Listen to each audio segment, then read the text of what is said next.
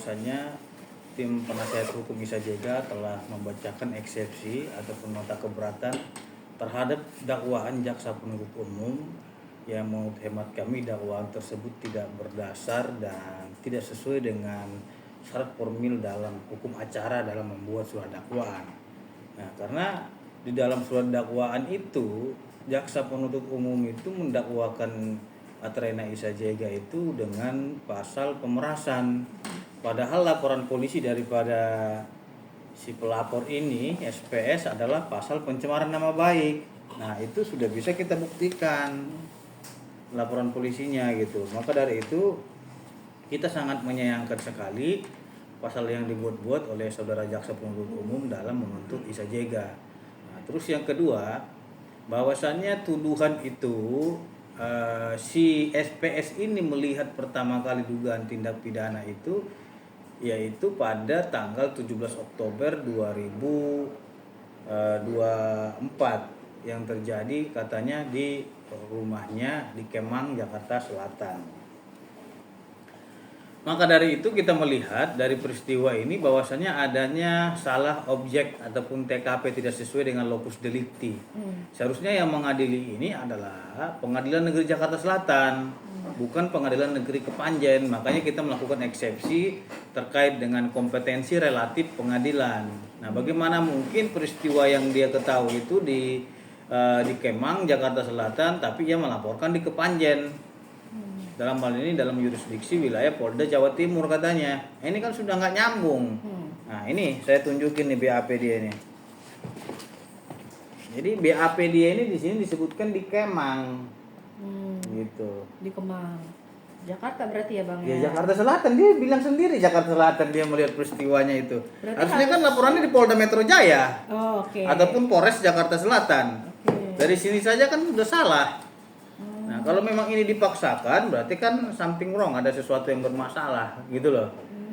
Nah, kenapa ini laporannya ataupun penuntutannya dilakukan di Kepanjen, padahal peristiwanya dia mengetahui di Perum Moderna, Kemang Utara, Jakarta Selatan.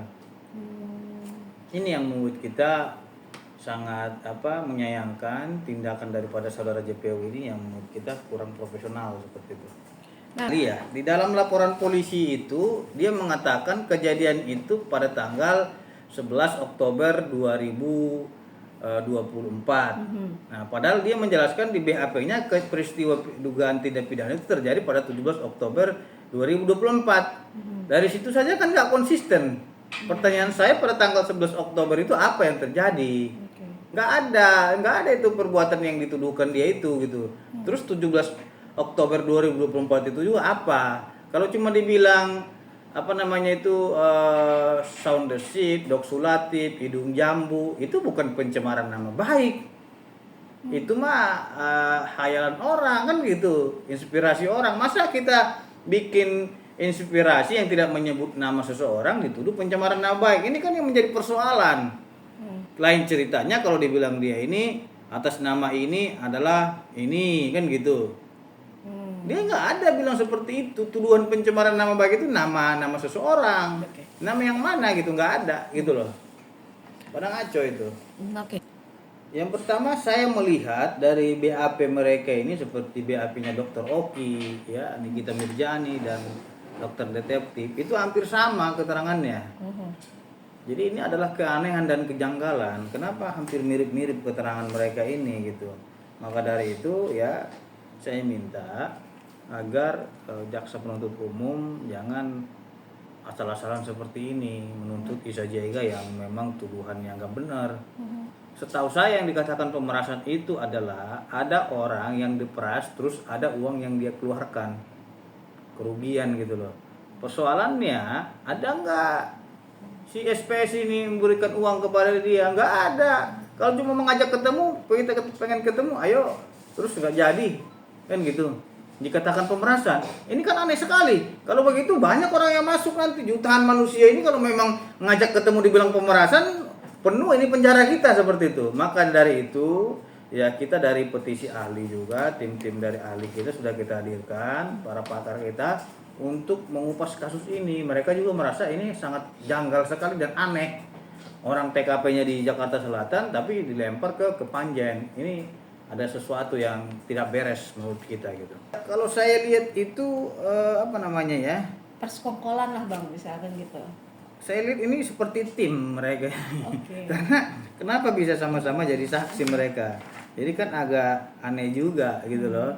Mereka ini kalau dibilang nggak kenal tapi mereka satu dalam BAP di sini, ya kan?